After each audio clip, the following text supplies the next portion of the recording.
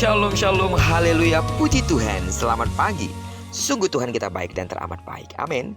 Dan dalam kebaikannya Tuhan sudah membangunkan kita kembali di hari ini, Rabu 25 April tahun 2023. Percayalah, Tuhan juga pasti akan memberkati kita hari ini, sama seperti Dia sudah memberkati kita di sepanjang malam yang telah kita lewati. Baiklah, seperti biasa sebelum kita lebih jauh melakukan semua kegiatan pekerjaan kita hari ini, mari kita kembali landasi hidup kita dengan mendengarkan firman Tuhan dari pembacaan Alkitab 1 hari 1 pasal, dari bacaan 28 hari bersama kitab Kisah Para Rasul. Dan hari ini kita sudah berada di hari yang ke-22, maka kita akan membaca kitab Kisah Para Rasul pasal yang ke-22, ayat pertama sampai dengan ayat yang ke-30. Judul renungan kita hari ini, jangan sembunyikan diri lagi. Sebagai pengantar renungan ini saya akan coba bacakan untuk kita ayat yang pertama. Hai saudara-saudara dan bapak-bapak, dengarkanlah apa yang hendak kukatakan kepadamu sebagai pembelaan diri. Apakah saudara pernah difitnah orang? Apa yang saudara lakukan menghadapi situasi demikian?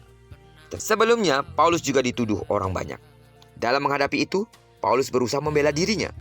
Paulus pun mengutarakan pembelaannya untuk menyatakan bahwa dia tidak bersalah. Yang pertama, dia mulai mengungkapkan tentang identitas dirinya. Dia adalah seorang Yahudi asli. Dia dididik di bawah pimpinan Gamaliel, seorang guru besar Yahudi. Oleh sebab itu, Paulus menjadi seorang Yahudi fanatik dan penganiaya pengikut-pengikut Kristus. Yang kedua, dia menjelaskan tentang pertobatan dan baptisan yang diterimanya melalui Ananias. Serta yang ketiga, mengenai penjelasan tentang bagaimana dia diutus untuk melayani kepada bangsa-bangsa lain. Kemudian apa yang terjadi? Setelah memaparkan semuanya, ternyata orang-orang Yahudi tetap membenci Paulus. Mereka tetap menghendaki supaya Paulus dihukum mati. Sungguh tragis, bukan? Meskipun demikian, Paulus adalah sosok yang tangguh. Walau ditekan massa, dia tetap berani berbicara. Dia bersaksi kepada mereka tentang pertobatan dan pengutusannya. Dia berani menyatakan tentang identitas dirinya. Sidang jemaat Tuhan, bagaimana dengan kita? Beranikah kita melakukan seperti apa yang dilakukan oleh Paulus? Kita hidup dalam masyarakat yang multikultural. Ada banyak perbedaan budaya, perbedaan adat, bahkan agama yang saling bersinggungan. Perbedaan ini kerap kali dipakai untuk memicu kebencian dan tindak kekerasan. Kalau sudah begini, apa yang harus kita lakukan?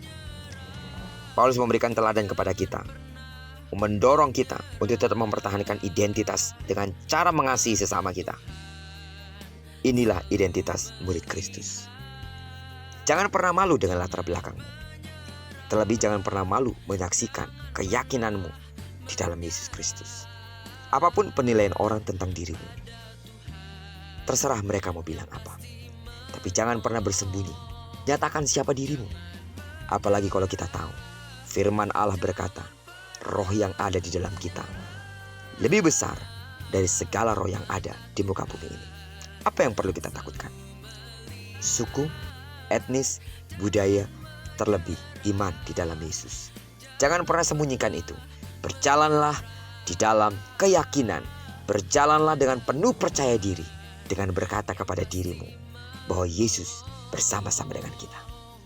Ketika ada orang-orang mulai melakukan tindakan-tindakan yang kurang baik, tidak menerima kita, atau mungkin kita diperlakukan seolah-olah manusia yang tidak dibutuhkan, mari tetap menjalani hari-harimu dengan penuh semangat.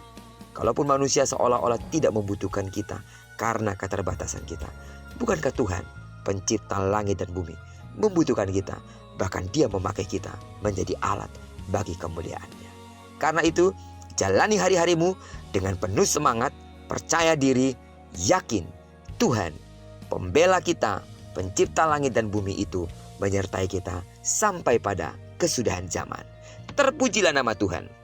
Diberkatilah kita di sepanjang hari ini. Digenapi firman yang telah berjanji bahwa apa yang dikerjakan tangan kanan dan tangan kiri kita dibuat yang berhasil. Kemanapun kaki kanan dan kaki kiri kita melangkah sepanjang hari ini, di sana pasti kemuliaan Tuhan akan dinyatakan. Tidak jemu-jemunya terus aku berdoa untuk seluruh sedang jemaat Tuhan. Kasih karunia Allah melimpah di dalam hidupmu. Bagi sedang jemaat Tuhan yang mungkin sakit secara fisik saat ini, dalam nama Yesus sembuhlah sesuai dengan takaran imanmu. Diberkatilah kita bersama dengan orang-orang kita kasihi, serta bersama dengan orang-orang yang kita cintai dimanapun mereka berada. Terpujilah nama Tuhan. Shalom.